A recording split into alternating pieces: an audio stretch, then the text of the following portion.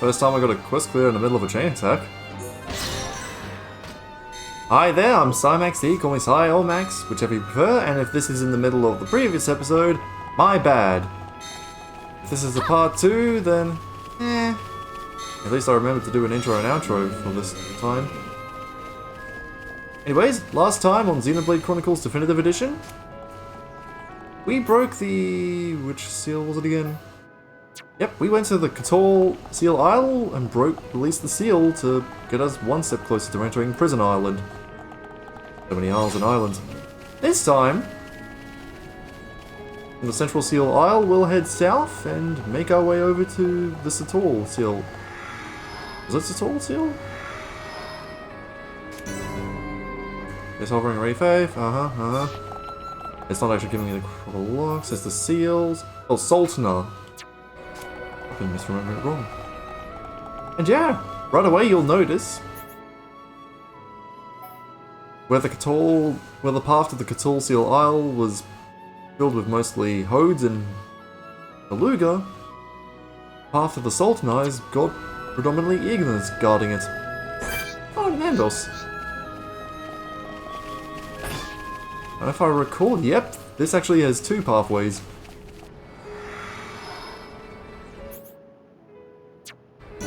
Head over from Hovering Reef 8, westwards of Hovering Reef 8 to Hovering Reef 9.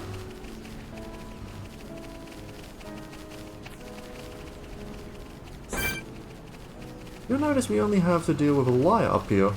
Oh, nope, there's a Lexos.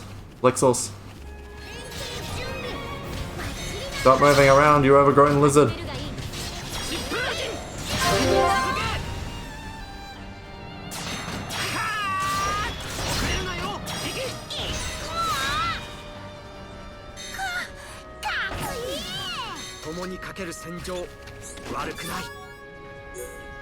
Nice!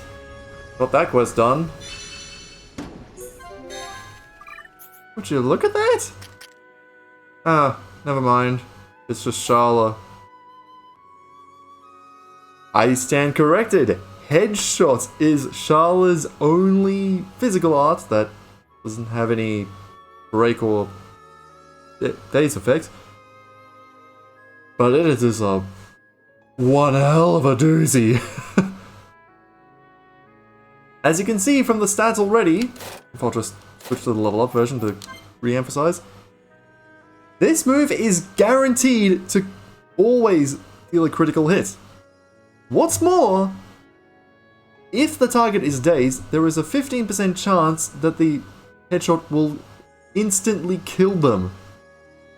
Just to clarify, instant death is considered a debuff, so if your enemy has debuff immunity resistance, there's a chance this might not work as effectively as the 15% would imply.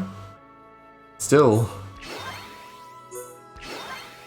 for something that always crits and is considered a physical art, you better believe I'm putting this on because wow, Sharla can finally help out more in chain attacks. Sorry, bullet. But Dunban and Ricky pretty much have better ways of increasing their tension now. Anyways, with all that's done, it's time to make our way to the circle here below Hovering Reef 9 and...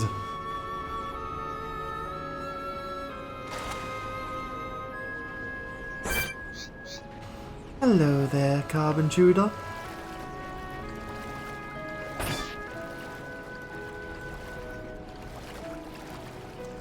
As you can see, the layout is kind of a copy-paste from Hovering Reef 5, I believe it was? Yes. Hovering Reef 5. Very similar layout underneath. Ew. Oh, but that windy for deposit. You know I'm gonna get those... Oh, there's another one! You know what? I'm gonna risk it for the biscuit. And these 2 collectibles. Also, hello! Sacred Zagame! Oh man, I was hoping you wouldn't target me straight away. I am dead. I am so dead. I am going to die, aren't I? Most likely, yeah. Oh no. No, no, no, no, no, no! No! No! Oh, I just got. Yes! Yes! Haha! Sweet, I got a rare from it too. Worth it! Also, I probably should have. Ooh, 2 rares.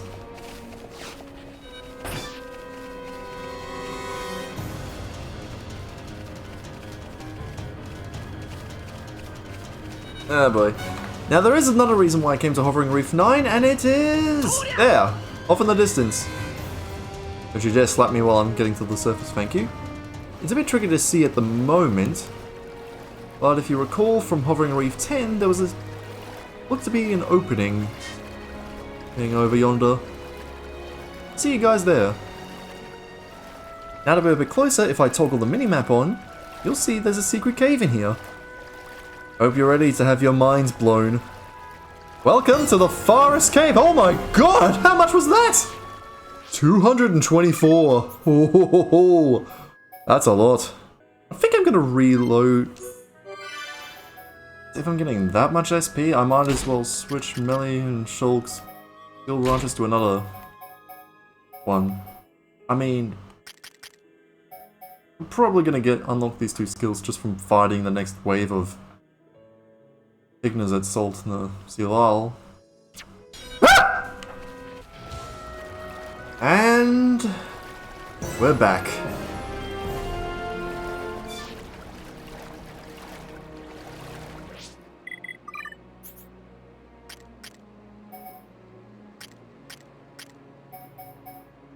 Ooh.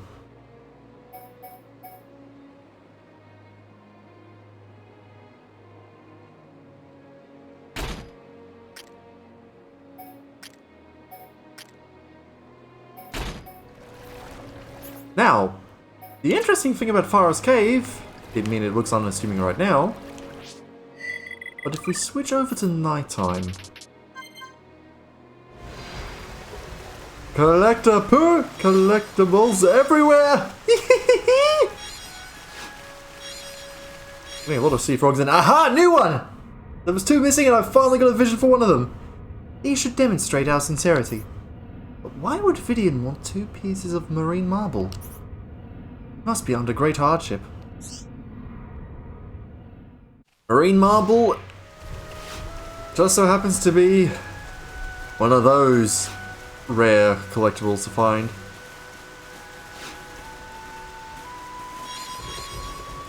And, as it turns out, Forest Cave is the best place to find them.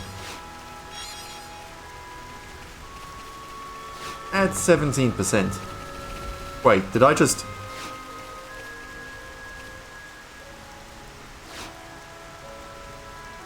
Make sure I go through all of them?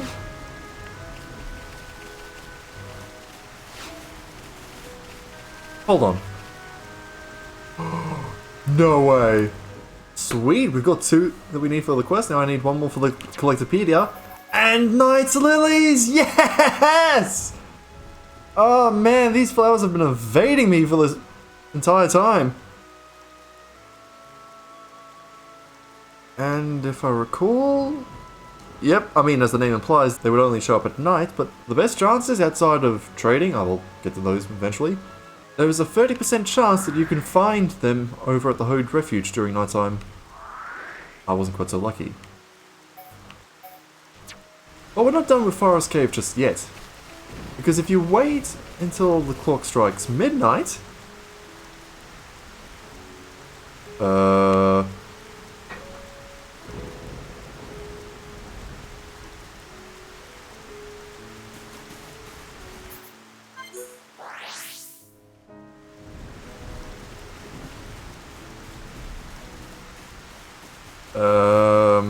Okay. Could have sworn a second set of collectibles would respawn before and after midnight, but only at night time. Guess my resetting shenanigans kind of messed that up. I'll check in here after I'll check back in here after the breaking the Soltnar seal.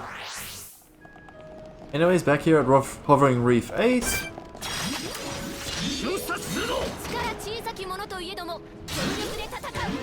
Yeah, they're kind of in the way, plus there's a bit of extra experience, so why not?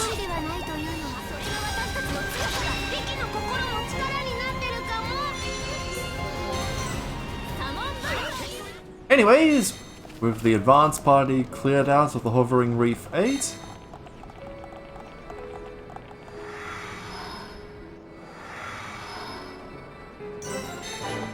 we find our way upon the Soltnar Seal Isle, and oh, don't tell me.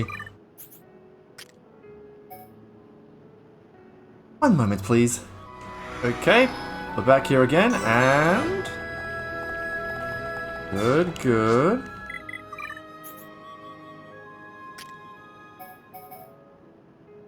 Not bad, not bad. Don't know why I didn't get this on Shulk much earlier. Actually, can he link this with gun bands? Oh, he can. They both can. Also, Charlotte gained a little extra range on her ranged darts. Alright. And for this, I figured I'd have Ricky in the lead because why not? Also, yeah. The unique monster makes up the vanguard. Ain't that swell? If I recall, however... Yep. You can completely skip him by going under the bridge.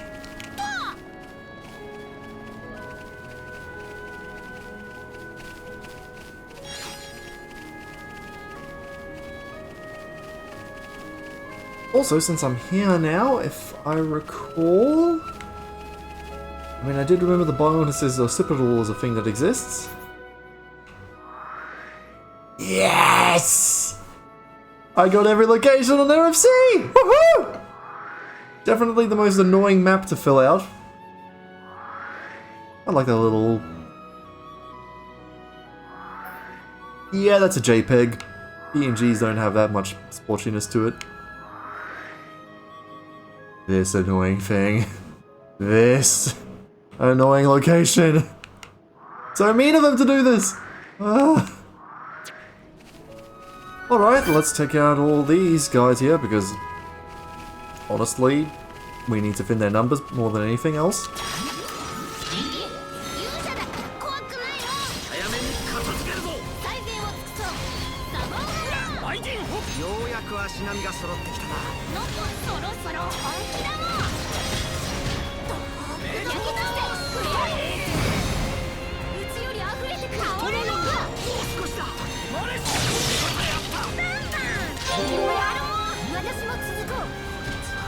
Oh, it taunted me, that's why I can't do anything else.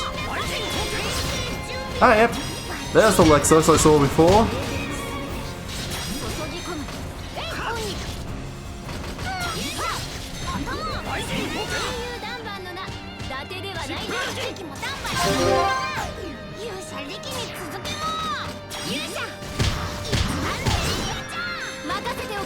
Oh.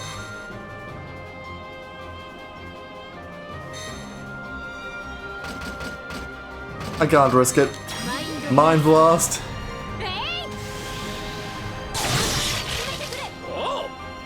Oh, he has options. Options so for days. A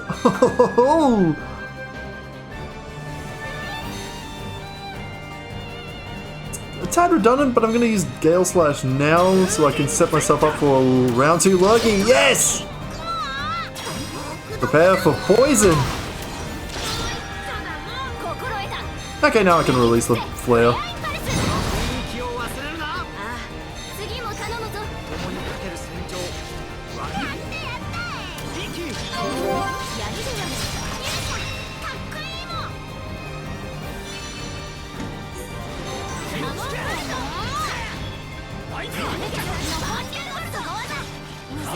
Get over here, you cheeky. I probably should have hero time that back up again.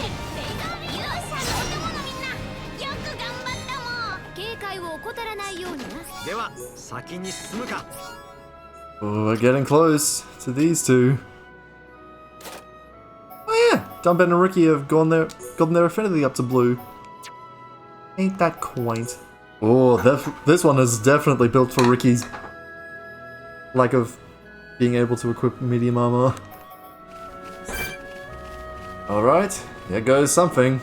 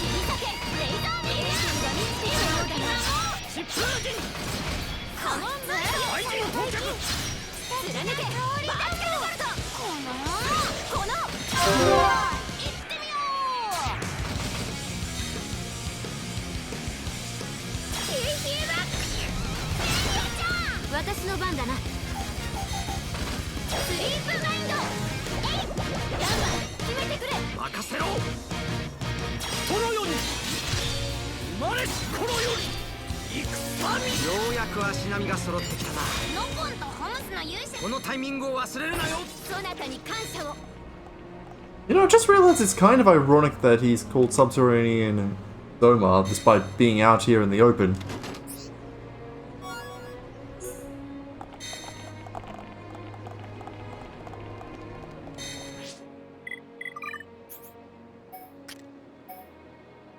I hope that wasn't overkill on the SP, because I don't think I'm going to go back to...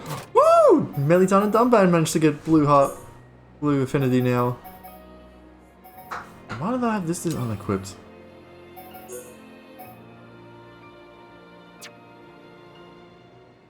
I think I'm going to switch Melia's skill branch over to Serenity. Partly because of this finding Ray for crystals a little better. And she'll get Intuition because it's the only one of the three I haven't filled out yet. And with that, with the Vanguard pretty much crushed, yeah, there's the blue. The aha! Wait. What's the thing flying? I saw that shadow. Where's the... Wow. I don't have to worry about that Lexos just yet.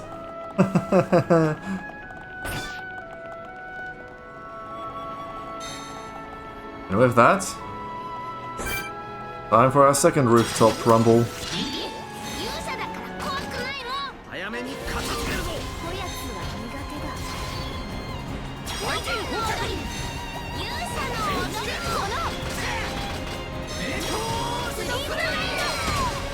Uh-oh!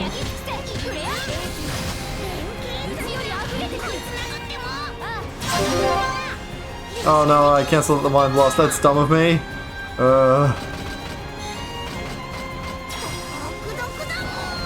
Just out an extra dose of poison. Second round of Mind Blast, and I need to make topple one of these guys, so... You know what? I'm gonna risk it. Yes! Okay. Between the seal and having taken them down, yep, they shouldn't be able to chain attack me.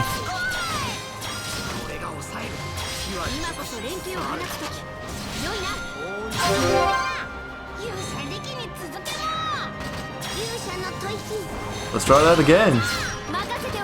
Oh. And an aura. This is gonna hurt you.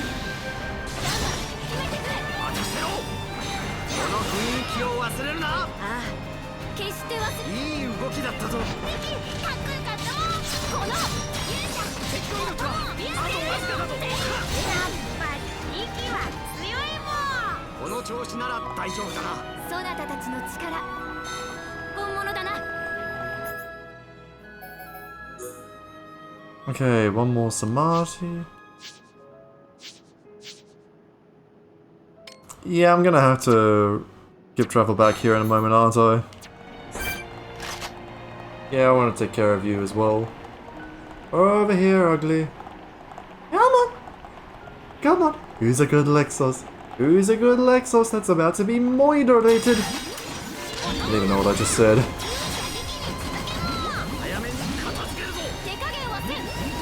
I don't even get behind from here. Oh, I can.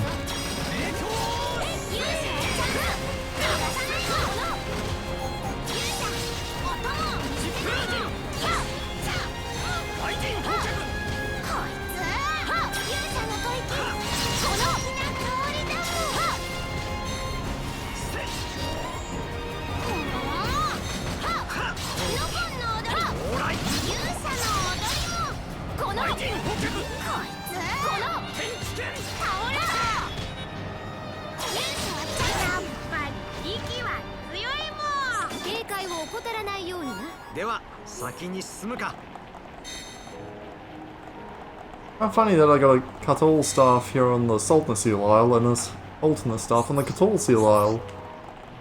They really are sisters. Anyways.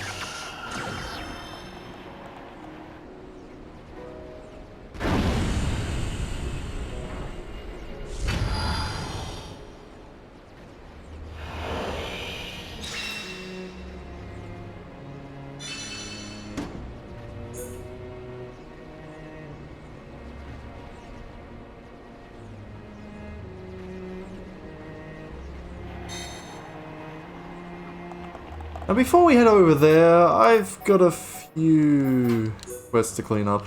Also, I couldn't find any NPCs in Central Bionist area that trades all the good grass skirts, so I'm gonna have to hunt for those the old-fashioned way.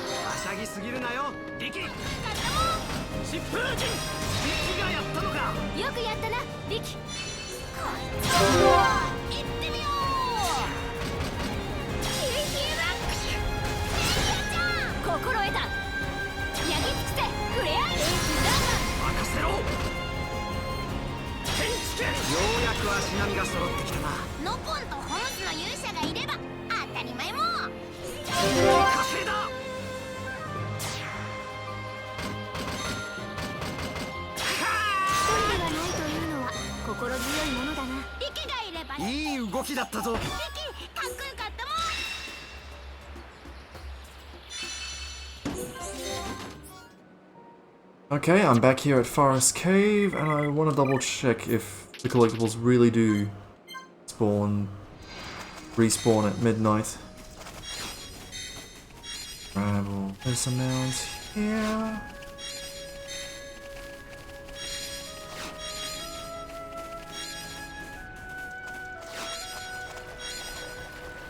And now, we wait. Or rather, I'll just give you a time skip. Okay. Nothing seems to be on here, so I guess I was misinformed on that info.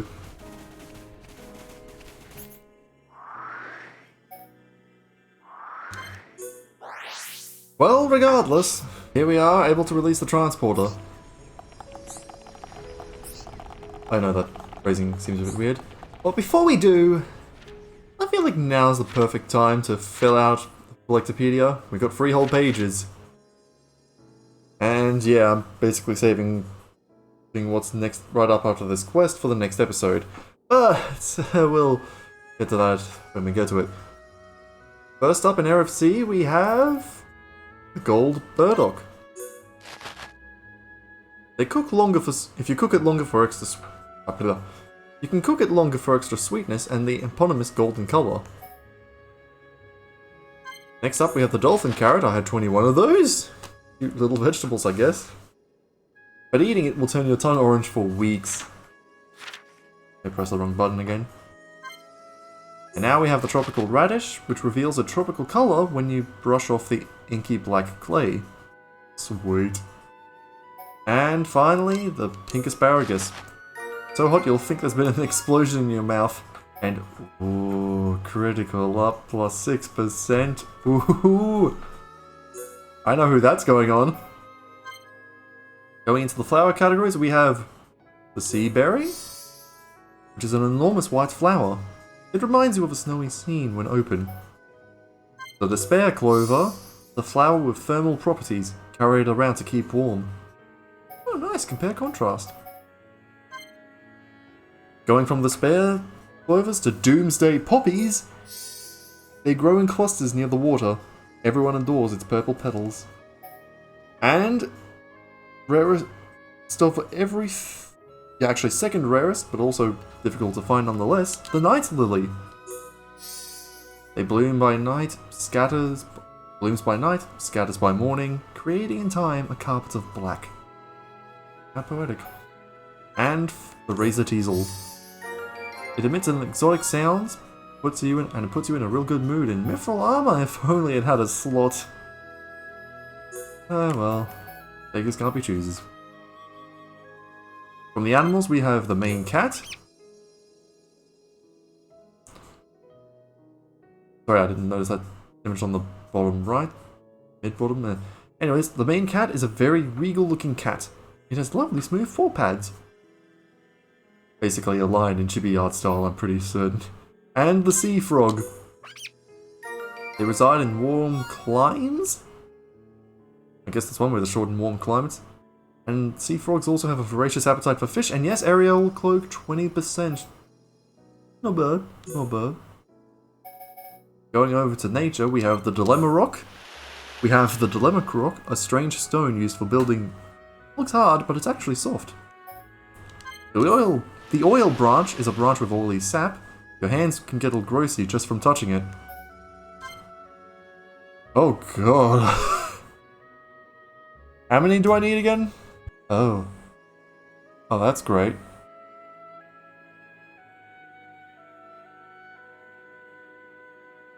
Fortunately, there are alternatives for trading at like 3 stars and higher, but...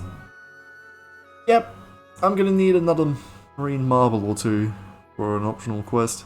I think it's optional.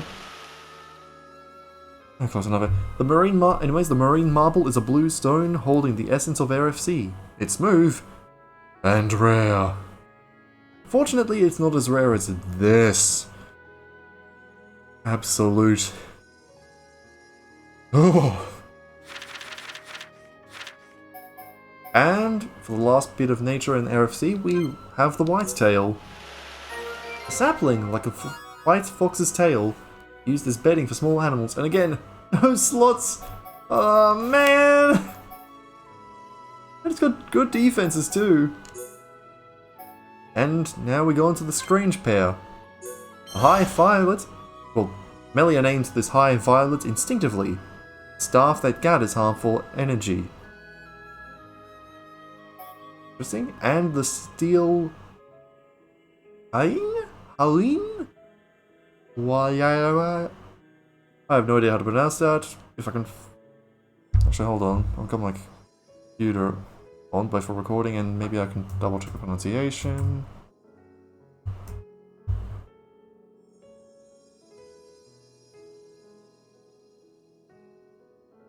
Halloween? Night. Ah! So it's like a metallic mineral. Ryan boldly leans to this purple item that is both gemstone and steel, and E for up 25. Woohoo! And as for the set bonus,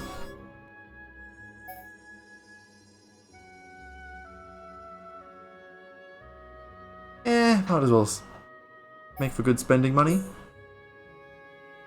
And now we jump over to Alcamoth and the High Entia Tome, which have comparatively fewer items to collect. Over in the Imperial capital for the High Entia, we have the Cool Lemon, which is a cold lemon that calms the spirit. It's often even eaten over arguments. And the Hard Peach.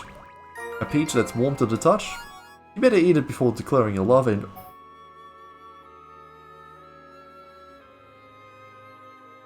Oh, I am going to love this! Now the only... For flowers we have... I only have one star drop. Well, I have no more, because the star drop looks like a purple star shining in the night sky. Inspiring awe. And the Mystic Dahlia.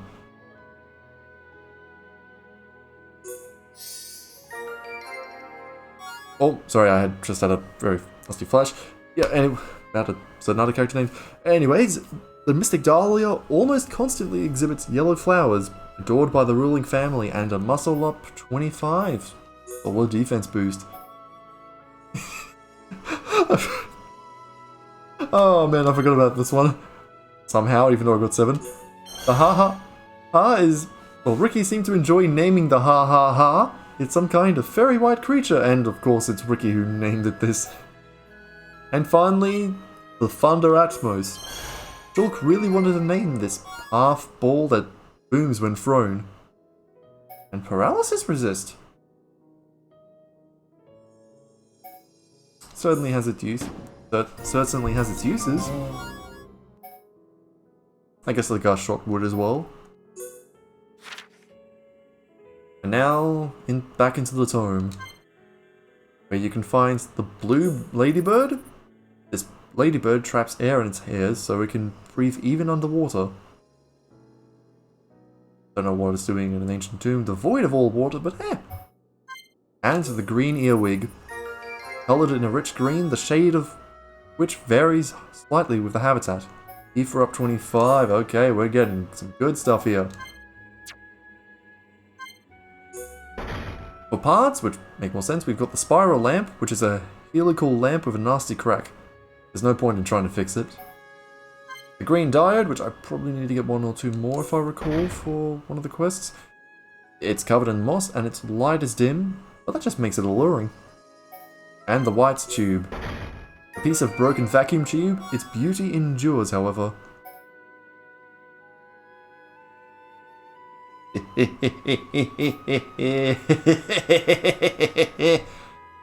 Oh dear, I wish I could put this on Melia without her drawing all the aggro effortlessly. Oh, summon bolt.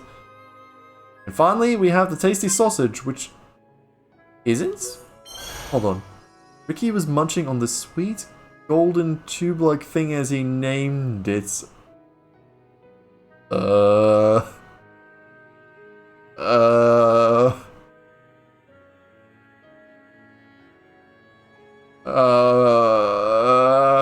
And finally, the Macro Passion. Charlotte named this on impulse. A passionate ball of red thread, E for defense up 25. Yep, keeping with the trends. And for this area, we have the Shell Armor. Not bad. Not bad at all. I really could use a free slot sword for Dumban. I want that critical up on him! So bad! You know what, I'm gonna take a risk. Because why not? I think I'm gonna make my gear look like this for now. As you can see, I didn't really do much of anything with anyone's abilities. As a note, if you find yourself struggling with what's coming up, however, the League and Mithril and Eryth gear are all readily available from a bunch of the enemies you'll fight along the main path, so give them a shot. After all, it's a pretty big bonus to your defenses. Again, I'll leave it off for now just to see how much of a challenge I have, but if I'm struggling and have to refight the enemy, you better believe I'm gonna start equipping this gear. And that's not all, because before I wrap things up for you here, we've got to go. I'm going to throw in one quick unique monster summary. Won't be as long as the last time, because we're basically just going over Eryth Sea and that's it. But yeah, first one you'll encounter is Turbulence Bell Mode, found on the Hovering Reef 1 during clear sky weathers. I think he might show up during shooting stars, but don't count me on that.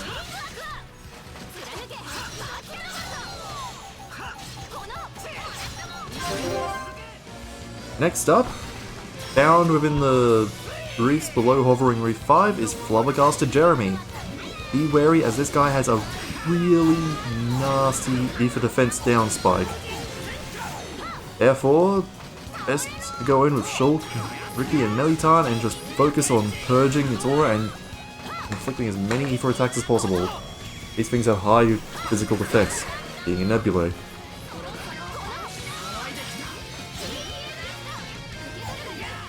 Taking a slight detour into the high Entia tomb, you'll find Khan Anzabi in the second treasury.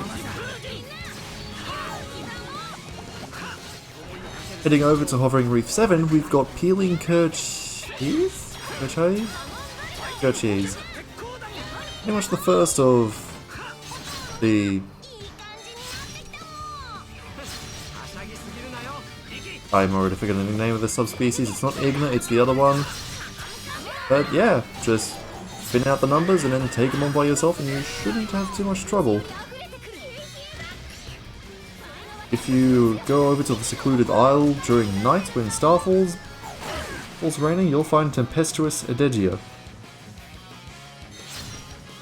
If you're having trouble spotting him, go to the northwestern part of the isle where there aren't as many high-level enemies and you should be able to spot the giant throws without any issue. In the northwestern corner of Hovering Reef 10, you'll find Tempestuous Edegia during the nighttime. Pretty much the worst thing you have to be careful of this guy is blow down, but otherwise, as long as that Echidna or any nebulae don't join in, shouldn't be too much of a pushover. Now if you want to take a slight detour into the Hode Refuge, you'll find Funeral Gozra for a ride in the northern shore hidden within the center lake. He does have pretty good eyesight however, so you'll most likely have to fight this guy without getting any battle start affinity. So otherwise he's pretty much just like any other Oluga, with slightly higher stats mind you. And finally, we go over to the Sister Seal Isles for what is essentially your final challenge in each category. Over on the Soltnar Sister Island, you'll find the ironically named subterranean Zoma right out in front of all of his troops, all of his Chromar troops. The best advice I can give, take the path underneath the bridge and deal with the troops that are stationed behind him. You do not want to get all of these guys jump, as well as that Lexos jumping in on you while you take on this Soltnar. Forgetting the subspecies name. But yeah, basic humanoid enemy tactics, don't let their numbers increase too much and you should be able to whittle them down. Though still be wary of taunts and possible chain attacks and such. And finally, over on the Cuttle Seal Isle, Cumulus Danite, it's a rather un-echidna to deal with. And by fun I mean he has a really annoying habit of just swooping in while you're going along the pathway dealing with other enemies, so always keep the camera fixed upwards and make sure to counter this guy when you have a chance. With that all done, I'd say you might have a chance with taking on the next bosses during the story. Especially if you're at as low a level as I am. As a quick reminder, if you're struggling with any of the fights up ahead, then switch your gear over to the Eryth and Shell series, or if you have them, League and Mithril versions, which are basically stronger. And yeah,